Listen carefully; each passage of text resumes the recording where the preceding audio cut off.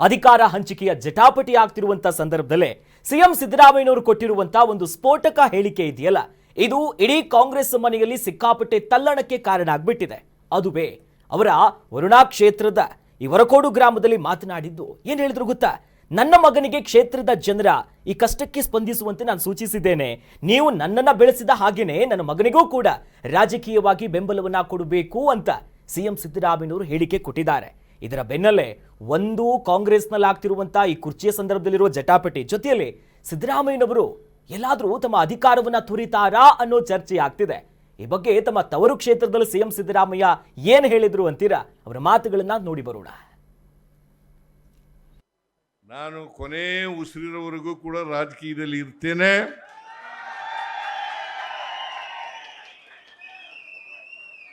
ನಿಮ್ಮ ಸೇವೆಯನ್ನು ಸಾಧ್ಯವಾದ ಮಟ್ಟಿಗೆ ಮಾಡ್ತೇನೆ ಅಂತಕ್ಕಂಥ ಮಾತುಗಳನ್ನು ಈ ಸಂದರ್ಭದಲ್ಲಿ ಹೇಳಲಿಕ್ಕೆ ಬಯಸ್ತಾ ಇದ್ದೇನೆ. ನಾನು ಹೆಚ್ಚು ಈ ಕ್ಷೇತ್ರಕ್ಕೆ ಬರಲಿಕ್ಕಾಗಲ್ಲ.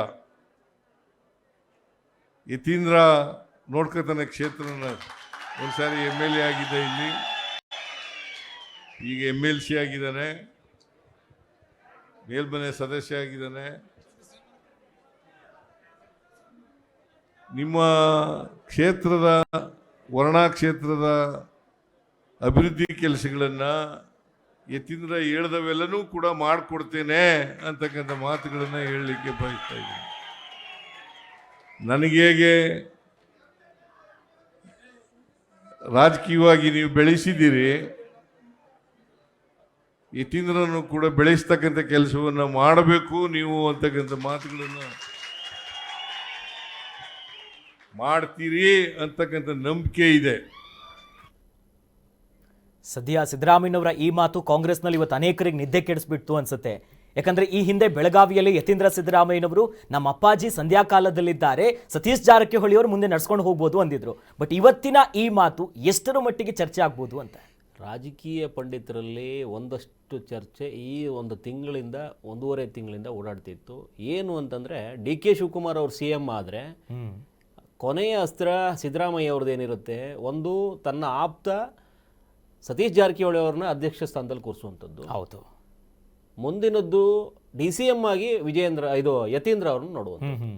ತನ್ನ ಮಗನನ್ನ ಉಪಮುಖ್ಯಮಂತ್ರಿ ಮಾಡಿಬಿಡಿ ಅನ್ನುವಂಥ ಬೇಡಿಕೆ ಇಟ್ಟು ಈ 2 ಬೇಡಿಕೆ ಈಡೇರ್ತು ಅಂತಂದರೆ ಅವರು ಈಗೇನು ಯಡಿಯೂರಪ್ಪನವ್ರು ಮಾಡ್ತಾ ಇದ್ದಾರೆ, ಪಕ್ಷ ಕಟ್ಟೋ ಕಾರ್ಯ ಮಾಡ್ತೀನಿ ಅಂತ ಅವರೇನು ಮಾಡೋಕೆ ಹೊರಟಿದ್ದಾರೆ ಮಗನ ಮುಂದೆ ಇಟ್ಟು, ಆ ನಿಟ್ಟಲ್ಲಿ ಕೆಲಸ ಮಾಡ್ತೀನಿ ಅನ್ನುವಂಥದ್ದನ್ನು ಅವಕಾಶ ಸಿಕ್ಕರೆ ರಾಜ್ಯಸಭೆಗೆ ಈಗ 4 ಸ್ಥಾನಗಳು ಖಾಲಿಯಾಗುತ್ತೆ ಮುಂದಿನ ದಿನಗಳಲ್ಲಿ. ಸೊ ಅದರಲ್ಲಿ ಒಂದನ್ನು ಇವರಿಗೆ ಕೊಡಿಸುವಂಥ ಭರವಸೆ ಕೇಂದ್ರದಲ್ಲಿ ಹೈಕಮಾಂಡಲ್ಲಿ ಏನಾದರೂ ಆಯಿತು ಅಂತಂದರೆ, ಸೊ ರಾಷ್ಟ್ರ ರಾಜಕಾರಣಕ್ಕೆ ಒಬ್ಬ ಬಲಿಷ್ಠ ಹಿಂದುಳಿದ ನಾಯಕನಾಗಿ ರಾಷ್ಟ್ರ ರಾಜಕಾರಣಕ್ಕೆ ಸಿದ್ದರಾಮಯ್ಯ ಅವರು ಹೊರಟ್ರೆ, ಈ ಕಡೆ ಯತೀಂದ್ರ ಅವರು ಉಪಮುಖ್ಯಮಂತ್ರಿಯಾಗಿ ಬಂದು ಕೂತ್ಕೊಂಡ್ರೆ, DK ಶಿವಕುಮಾರ್ ಅವ್ರನ್ನ CM ಮಾಡಿಕೊಂಡ್ರೆ, ಸತೀಶ್ ಜಾರಕಿಹೊಳಿ ಅವ್ರನ್ನ ಅಧ್ಯಕ್ಷರನ್ನಾಗಿ ಮಾಡಿಕೊಂಡ್ರೆ, ಇದೊಂದು ಮತ್ತೆ ಹೊಸ ಆಯಾಮಕ್ಕೊಂದು ತಲುಪದಂಗೆ. ಎಲ್ಲರಿಗೂ ಹೊಸದೇ. ಸಿದ್ದರಾಮಯ್ಯ ಅವರಿಗೆ ರಾಷ್ಟ್ರ ರಾಜಕಾರಣ ಹೊಸದು, DK ಶಿವಕುಮಾರ್ ಅವ್ರಿಗೆ CM ಹೊಸದು, ಸತೀಶ್ ಜಾರಕಿಹೊಳಿ ಅವರು ಅಧ್ಯಕ್ಷ ಸ್ಥಾನ ಹೊಸದು, ವರುಣದಲ್ಲಿ ಸೋತಿದ್ರು ಕೂಡ MLC ಆಗಿ ಯತೀಂದ್ರ ಅವರಿಗೆ ಉಪಮುಖ್ಯಮಂತ್ರಿ ಸ್ಥಾನ ಹೊಸದು.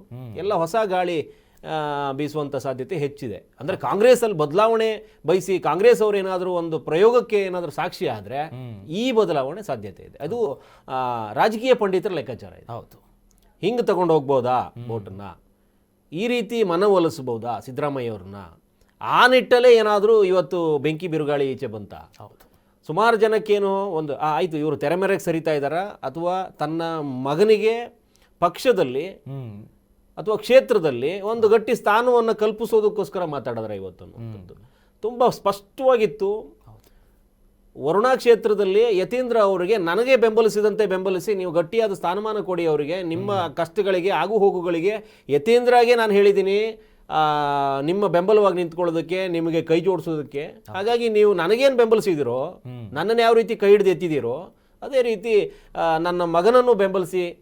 ಅಂದರೆ ಸ್ಪಷ್ಟವಾಗಿ ಲಾಸ್ಟಲ್ಲಿ ಹೇಳ್ತಾರಲ್ಲ, ನೀವು ಬೆಂಬಲಿಸ್ತೀರಿ ಅನ್ನುವಂಥದ್ದನ್ನು ನಾನು ಕಡಾಖಂಡಿತವಾಗಿ ಹೇಳ್ತಾ ಇದ್ದಾರೆ ಅವರು. ಬೆಂಬಲಿಸ್ತೀರಿ, ಬೆಂಬಲಿಸಲೇಬೇಕು ಅನ್ನೋ ರೀತಿಯಲ್ಲಿ ಹೇಳಿದ್ರು. ಅಂದ್ರೆ ಇದು ವರ್ಣ ಕ್ಷೇತ್ರ ನಮ್ಮದು, ಅಪ್ಪನ ಕಾಲ ಮುಗೀತು, ಮಗನ ಕಾಲದ ಕುಟುಂಬ ರಾಜಕಾರಣಕ್ಕೆ ಸೀಮಿತ ಮಾಡ್ಕೊಂಡ್ಬಿಟ್ಟಿದ್ದಾರೆ ಕೋಟೆ ತರ ಕ್ಷೇತ್ರವನ್ನ ಹಂಗೆ ಮಾಡ್ಕೊಂಡಿದ್ದಾರೆ. ರಾಜಕೀಯದವರು ಅಪೋಸಿಷನ್ ವಿರೋಧ ಪಕ್ಷ ಗಟ್ಟಿ ಇದ್ರೆ, ವಿರೋಧ ಪಾರ್ಟಿಗಳು ಗಟ್ಟಿ ಇದ್ರೆ ಇವತ್ತು ಅವ್ರಿಗೇನಾದ್ರೂ ಒಂದು ಕಡಿಯಕ್ಕೆ ಒಂದು ವಸ್ತು ಸಿಕ್ಕಿರೋದು. ಬಟ್ ಇವ್ರಿಗೆ ಹಲ್ಲಿಲ್ಲಲ್ಲ ಕಡಿಯಕ್ಕೆ, ವಿರೋಧ ಪಕ್ಷದವರಿಗೆ ಹಲ್ಲೇ ಇಲ್ವಲ್ಲ, ಆ ರೀತಿ ಕೂತ್ಕೊಂಡಿದ್ದಾರೆ ಇವರು. ಹಂಗಾಗಿ ಯಾವ್ದಾದ್ರು ಗಟ್ಟಿ ಇದ್ದಿದ್ರೆ ಒಂದು ಕುಟುಕೊಂಡು ಒಂದು ಒಳ್ಳೆ ಅಸ್ತ್ರ ಸಿಕ್ಕಿತ್ತು. ಈ ರೀತಿ ಮಾಡಿಕೊಂಡು ಒಬ್ಬ CM ಚಾಲ್ತಿಲಿರ್ಬೇಕಾದ್ರೇ ಒಂದು ಹಿನ್ನೆಲೆಗೆ ಸರಿದಂತ ಮಾತಾಡುವಂಥದ್ದು, ಮಗನ ಮುನ್ನೆಲೆಗೆ ತರುವಂಥದ್ದನ್ನ, ಅಂದ್ರೆ ಅಷ್ಟೊಂದು ರಾಜಕೀಯದಲ್ಲಿ ಹಿನ್ನಡೆ ಆಗಿಲ್ಲ ಅವರಿಗೆ. ಹೌದು, ಆ ಮಟ್ಟದ ಮಾತು ಇವತ್ತು ಬೇಕಾಗಿರ್ಲಿಲ್ಲ. ಅಥವಾ ಮಗನ ಮೇಲ್ಗಡೆ ಅದೇನು ಇದ್ದಕ್ಕಿದ್ದಂತೆ ಪುತ್ರ ವ್ಯಾಮೋಹ ಇವತ್ತು ಭರ್ಜರಿ ಬ್ಯಾಟಿಂಗ್ ಮಾಡಿಬಿಟ್ಟಿದ್ದು, ಹಿನ್ನೆಲೆಯಲ್ಲೇ ಕಸರತ್ತುಗಳು ನಡೀತಾ ಇದ್ದು, ಅದು ಪಂಡಿತರ ಲೆಕ್ಕಾಚಾರದಲ್ಲಿ ಇತ್ತು. ಆದರೆ ಇವತ್ತು ಅದನ್ನ ಹೇಳಿಕೆ ಸಾರ್ವಜನಿಕವಾಗಿ ಕೊಟ್ಟಿರೋದು ನೋಡಿದ್ರೆ ಎಲ್ಲೋ ಒಂದು ಕಡೆ ಹೊಸ ಗಾಳಿಗೆಲ್ಲಾದ್ರೂ ಒಂದು ಕಡೆ ಅವಕಾಶ ಆಗ್ತಿದೆಯಾ? ಸಿದ್ದರಾಮಯ್ಯ ಅವರು ತನ್ನ ಮಗನ್ನ ಸೇಫ್ ಮಾಡಿಕೊಂಡು ತಾನೊಂದು ನಿಟ್ಟಲ್ಲಿ ಏನಾದರೂ ಬೇರೆ ರೂಪದಲ್ಲಿ ಬರೋದಕ್ಕೆ ಪ್ರಯತ್ನ ಪಡ್ತಾ ಇದ್ದಾರಾ? ಇದು ಸ್ಪಷ್ಟತೆ ಸಿಗ್ತಾ ಇರುವಂಥದ್ದು ಇವತ್ತಿಗೆ. ಸೊ ಅದಕ್ಕೆ ತಕ್ಕಂಗೆ ಒಂದಷ್ಟು ಎಲ್ಲ ಬೇರೆ ಬೇರೆ ತಯಾರಿಗಳು ನಡೀತಾ ಇರ್ಬೋದು. ಖರ್ಗೆ ಅವರು ಮತ್ತು DK ಶಿವಕುಮಾರ್ ಅವರು ಮೊನ್ನೆ ದೆಹಲಿಯ ಭೇಟಿಯ ನಂತರದಲ್ಲಿ ಎಲ್ಲೂ ಸದ್ದಾಗಿಲ್ಲ. ಆ ಬಣನೂ ಮಾತಾಡ್ತಾ ಇಲ್ಲ, ಈ ಬಣನೂ ಮಾತಾಡ್ತಾ ಇಲ್ಲ. ಎಲ್ಲೋ ಒಂದು ಕಡೆ ತುಂಬಾ ಬಾಯಿ ಹರ್ಕಿರೋರು ಮಾತ್ರ ಒಂದು ಚೂರು ಅವ್ರಿಗೆ, ಯಾಕಂದ್ರೆ ದಿನ ಮಾತಾಡ್ಲೇಬೇಕು, ಅವ್ರಿಗೆ ಮಾತಾಡಿಲ್ಲ ಅಂತಂದ್ರೆ ಅದೇನೋ ಒಂದು ಆಗತ್ತೆ ಅನ್ನೋದಂಗೆ ಸುಮ್ಮನೆ ಒಂದೆರಡು ಬಿಡ್ತಾ ಇದಾವೆ ಬಿಟ್ರೆ ಮಿಕ್ಕದವ್ರು ಯಾರೂ ಕೂಡ ಆ ವಿಚಾರದಲ್ಲಿ ಚರ್ಚೆಗಳಿಲ್ಲ. ಖರ್ಗೆ ಅವರು ಜೊತೆಗೆ ಹೋಗ್ಬಿಟ್ಟು ಬಂದಾದ್ಮೇಲೆ ಏನೋ ಒಂದು ಸಣ್ಣ ಬೆಳವಣಿಗೆ ಆಗಿದೆ, ಬದಲಾವಣೆ ಗಾಳಿ ಬೀಸೋದಕ್ಕೆ ಒಂದು ಅವಕಾಶ ಇದೆಯಾ ಅನ್ನುವಂಥದ್ದು. ಸೊ ಅದಕ್ಕೆ ಇವತ್ತು ಪುಷ್ಟೀಕರಿಸುವಂತ ಮಾತು ಸಿದ್ದರಾಮಯ್ಯ ಅವರಿಂದ ಕೊಟ್ಟಿದ್ದಾರೆ. ಅಂದ್ರೆ ಇದು ನೋಡ್ತಿದ್ದ ಸಿದ್ದರಾಮಯ್ಯ ರಾಜಕೀಯ ಲೆಕ್ಕಾಚಾರ ಪಕ್ಕ ಇದೆ. ಅವತ್ತು ಮಗ ಬೆಳಗಾವಿಯಲ್ಲಿ ನಿಂತ್ಕೊಂಡು ಸಾಹುಕಾರ್ ಪರವಾಗಿ ಬ್ಯಾಟಿಂಗ್ ಮಾಡಿದ್ದಕ್ಕೂ ಅಪ್ಪಾಜಿ ಇವತ್ತು ಅಂದ್ರೆ ಸಿದ್ದರಾಮಯ್ಯನವ್ರು ಹೇಳ್ತಿರೋದು ನನ್ನ ಕೊನೆ ಉಸಿರವರೆಗೂ ನಾನು ಇರ್ತೀನಿ ಅಂತಂದ್ರೆ ಅಂದ್ರೆ ಒಂದು ಕ್ಯಾಲ್ಕುಲೇಟೆಡ್ ಆಗಿನೇ ಹೆಜ್ಜೆ ಇಡ್ತೀರಾ ಅನ್ನೋದು ಕನ್ಫರ್ಮ್. ಖಂಡಿತವಾಗ್ಲು ಇವತ್ತು ಯಾವ ಕಾಲಕ್ಕೂ ಸತೀಶ್ ಜಾರಕಿಹೊಳಿ ಅವರು ಸಿದ್ದರಾಮಯ್ಯ ಅವರನ್ನ ಬಿಟ್ಟು ಮಾತಾಡೋದಿಲ್ಲ. ಹೌದು, ಅದೇ ನಿಟ್ಟಲ್ಲಿ ಮಗ ಇವರಿಬ್ಬರ ಮೇಲೆ ಇರುವಂತ ನಂಬಿಕೆ ಬಲವಾಗಿರುವಂತದ್ದನ್ನ ಮತ್ತೊಬ್ಬರ ಮೇಲ್ಗಡೆ ಅವ್ರು ತೋರಿಸಿದ್ದೇ ಇಲ್ಲ ಇಲ್ಲಿವರೆಗೂ. ಯಾವತ್ತೋ ಜಾರ್ಜ್ನ ನಮ್ಮ ಮುಂದೆ ತಗೊಂಬನ್ನಿ, ಇನ್ನೊಬ್ಬರನ್ನ ಯಾರನ್ನೋ ತಗೊಂಬನ್ನಿ, ಮಾದೇವಪ್ಪ ಅವ್ರಿಗೆ ಏನೋ ಮಾಡ್ಕೊಡಿ, ಇಲ್ವೇ ಇಲ್ಲ. ಹೌದು, ಅವರೆಲ್ಲ ಇವ್ರ ಪರವಾಗಿ ಬ್ಯಾಟ್ ಬೀಸ್ತಾರೆ, ಎಲ್ಲ ಮಾಡ್ತಾರೆ. ಬಟ್ ಅವ್ರ ವಿಚಾರದಲ್ಲಿ ತಲೆ ತೂರಿಸಿದಾಗ್ಲೂ ಕೂಡ, ರಾಜೀನಾಮೆವರೆಗೂ ಜಾರ್ಜ್ ಅವರ ನಾಟಕ ನಡೆದಾಗ್ಲೂ ಕೂಡ ಸುಮ್ಮನಾಗಿತ್ತು ತಂಡ. ಸೊ ಜಾರ್ಜ್ ಅವರಿಗೂ ಬೇಜಾರಾಗಿ ಇವರು ಯತೀಂದ್ರ ಅವರೇನೋ ಮೂಗು ತೋರಿಸ್ತಾ ಇದ್ದಾರೆ ಅಂತ ಬಿಟ್ಟು ರಾಜೀನಾಮೆ ನಾಟಕ ಎಲ್ಲ ಬಂದ್ಬಿಡ್ತು. ಹೌದು, ಅಷ್ಟೊಂದು ಆಗಿತ್ತು. ಅಲ್ಲೂ ಕೂಡ ಹಂಗೆ ಸಮರ್ಥಿಸ್ಕೊಂಡು ಏನೋ ಒಂದು ಮಾಡ್ಕೊಂಡು ಬಂದಿದ್ದಾರೆ. ಬಟ್ ಸತೀಶ್ ಜಾರಕಿಹೊಳಿ ಅವ್ರನ್ನ ಮತ್ತೆ ಮಗನನ್ನ ಇವರು ಹಂಗೆ ಮುನ್ನೆಲೆಗೆ ತರುವಂಥ ಪ್ರಯತ್ನ ಏನಿದೆ ಅದು ಸ್ಪಷ್ಟವಾಗಿ ಗೋಚರಿಸ್ತಾ ಇತ್ತು. ಅವರು 3 ಜನ ಇದ್ದಾಗಲೂ ಮಾತಾಡಿದ್ದಾರೆ ಅನ್ಸುತ್ತೆ. ಹಾಗಾಗಿ ಯತೀಂದ್ರ ಕೂಡ ಭಾಷಣದಲ್ಲಿ ಆವತ್ತು ಆ ರೀತಿ ಹೇಳಿರುವಂಥದ್ದು. ತಂದೆಯವರ ನಂತರದಲ್ಲಿ ಒಂದು ಮುಂದಾಳುತ್ವ ಏನಾದರೂ ವಹಿಸೋದಿದ್ರೆ ಅದು ಸತೀಶ್ ಜಾರಕಿಹೊಳಿ ವಹಿಸಬೇಕು ಅನ್ನುವಂಥ ನಿಟ್ಟಲ್ಲಿ ಮಾತಾಡಿರುವಂಥದ್ದು. ಇದೆಲ್ಲ ಚೆಕ್ ಮಾಡ್ತಾ ಹೋದರೆ ಸ್ಪಷ್ಟವಾಗಿ ನಿರ್ಧರಿಸ್ದಂಗಿದೆ. ಹೌದು, ನನ್ನ ನಂತರದಲ್ಲಿ ನಾನೇನಾದರೂ ಬದಲಿ ಹೆಜ್ಜೆಯಾಗಿ ಅಲ್ಲಿಟ್ರೆ, ರಾಷ್ಟ್ರ ರಾಜಕಾರಣದಲ್ಲಿಟ್ಟರೆ, ಅಥವಾ ಇಲ್ಲೇ ಧುರೀಣನಾಗಿ ನಿಂತ್ಕೊಂಡು ಒಂದಷ್ಟು ತ್ಯಾಗ ಮಾಡ್ಕೊಂಡು ಕೂತಾಗ ನನ್ನ ಕಡೆಯವರಿಗೆ ಇಬ್ಬರಿಗೆ ಅಧಿಕಾರ ಬೇಕು ಅಂತಂದ್ರೆ ಒಂದು ಮಗ, ಒಂದು ಜಾರಕಿಹೊಳಿ ನಿಟ್ಟಲ್ಲಿ ಮಾತಾಡ್ದಂಗಿದೆ. ಸೊ ಹಂಗೆ ಸ್ಪಷ್ಟತೆ ತಗೊಳಕ್ ಹೋದ್ರೆ ಇವತ್ತಿನ ನಿರ್ಧಾರ ಸರಿ ಇದೆ ಅವ್ರದ್ದು. ಹೌದು, ಆಗೋಯ್ತು ಅಂತ ಹೇಳಿ ಅದೃಷ್ಟಕ್ಕೆ ಇವ್ರಿಗೆ ಏನಾದರೂ ಇವರ ನಾಮಬಲದ ಮೇಲ್ಗಡೆ ಮಗನಿಗೆ DCM ಮಾಡಿಬಿಟ್ರು ಅಂತಂದ್ರೆ ಅದಕ್ಕಿಂತ ದುರಂತ ಮತ್ತೊಂದು ಇಲ್ವೇನೋ ಅನ್ನೋಂಥದ್ದು ವಿರೋಧ ಪಕ್ಷ ಶುರು ಆಗ್ಬಿಡುತ್ತೆ. ಹೌದು, ಯಾಕಂದ್ರೆ ಅವ್ರು ಮಾತಾಡ್ಬೇಕಾದ್ರೆ ಬೆಬೆ ಇದೆ. ಸೊ ಇನ್ನು ಶುರು ಆಗೋಯ್ತು, ಒಂದು ಬಹಳ ದೊಡ್ಡ ಅಸ್ತ್ರ ಕೊಟ್ಟಂಗಾಗುತ್ತೆ. ನೀವು ಅಂಥ ದೊಡ್ಡ ಧುರೀಣನ ಇದಕ್ಕೆ ಹೋಗಿ ಎಲ್ಲೋ ಒಂದು ಕಡೆ ಈ ಬಾಲಿಶವಾಗಿರುವಂಥವ್ರಿಗೆ ಏನಾರೋ ಕೊಟ್ಟುಬಿಟ್ರಲ್ಲ, ಉಪಮುಖ್ಯಮಂತ್ರಿ ಸ್ಥಾನವನ್ನೇ ಬಿಟ್ಟು ಕೊಟ್ಟುಬಿಟ್ರಲ್ಲ, ಯಾರೋ ಒಬ್ಬರನ್ನ ಇದಕ್ಕೆ ನೀವು ಕಳ್ಕೊತೀರಿ, ಅವರೆಲ್ಲೋ ಹೊರಗಡೆ ಹೋದರೆ ನಿಮಗೆ ಪಕ್ಷಕ್ಕೆ ಹಿನ್ನಡೆ ಆಗುತ್ತೆ, ಇರೋ 3 ಕಡೆ ಸರ್ಕಾರದಲ್ಲಿ ಒಂದು ಸರ್ಕಾರ ಎಳ್ಕೊಂಡ್ಬಿಡ್ತೀರಿ ನೀವು ಅನ್ನುವಂಥದ್ದನ್ನು. ಹೌದು, ಇದೆಲ್ಲ ಲೆಕ್ಕಾಚಾರ ಇಟ್ಕೊಂಡು ಹೈಕಮಾಂಡ್ ಯಾವುದೇ ರೀತಿಯಲ್ಲಿ ಈ ಸಿದ್ದರಾಮಯ್ಯ ಅವ್ರ ಬೇಡಿಕೆಗೆ ಏನಾದ್ರು ಮಣೆ ಹಾಕ್ಬಿಡುತ್ತಾ? ಹಾಕ್ತಾ DK ಶಿವಕುಮಾರ್ ಅವ್ರ ಒತ್ತಡಕ್ಕೆ ಮಣದು, ಇವರ ಒತ್ತಡಕ್ಕೂ ಮಣದು. ಹೌದು, ಸರ್ಕಾರವನ್ನು ಉಳಿಸ್ಕೊಂಡ್ರು ಸಾಕು, ಇರೋದೊಂದು ದೊಡ್ಡ ಕ್ಷೇತ್ರ, ದೊಡ್ಡ ವ್ಯಾಪ್ತಿ. ಇದೆಲ್ಲ ಇಬ್ರು ಏನಾದರೂ ಒಬ್ಬರು ಮನಸ್ತಾಪ ಆಯ್ತು ಅಂತಂದ್ರು ಈಗ DK ಶಿವಕುಮಾರ್ ಪೂರ್ತಿ ಕಾದ್ಬಿಟ್ಟಿದ್ದಾರೆ. ಈಗ ಹೌದು, BJP ಅವ್ರು ಬಡಿದ್ರು ಆ ಕಡೆ ಒಂದು ಆಯುಧ ಆಗಿ ಕೂತು ಬಿಟ್ರು ಆ ಲೆವೆಲ್ಗೆ ಅದು ಲೆಕ್ಕಾಚಾರ ಹೊರಟಿರುವಂಥದ್ದು. ಈಗ ಏನಾದರೂ DK ಶಿವಕುಮಾರ್ ಅವ್ರನ್ನ ಮಾಡ್ಬಿಡ್ತೀವಿ, ಇವ್ರನ್ನ ಖಾಲಿ ಕೈ ಮಾಡ್ತೀನಿ ಅಂದ್ರೆ ಇವರು ಬಿಸಿ ಆಗ್ಬಿಡ್ತಾರೆ. ಹೌದು, ಇವ್ರನ್ನ ಯಾರು ಬಡಿದ್ರು ಒಂದು ಕಡೆ ಹೋಗಿ ಸೆಟ್ ಆಗುವಂತ. ಯಾಕಂದ್ರೆ ಎಲ್ಲ ಆರ್ಥಿಕವಾಗಿ ಬಲ ಇರುವಂತವ್ರೆಲ್ಲ ಇಲ್ಲಿದ್ದಾರೆ, ತುಂಬಾ ಮಟ್ಟಕ್ಕಿದ್ದಾರೆ.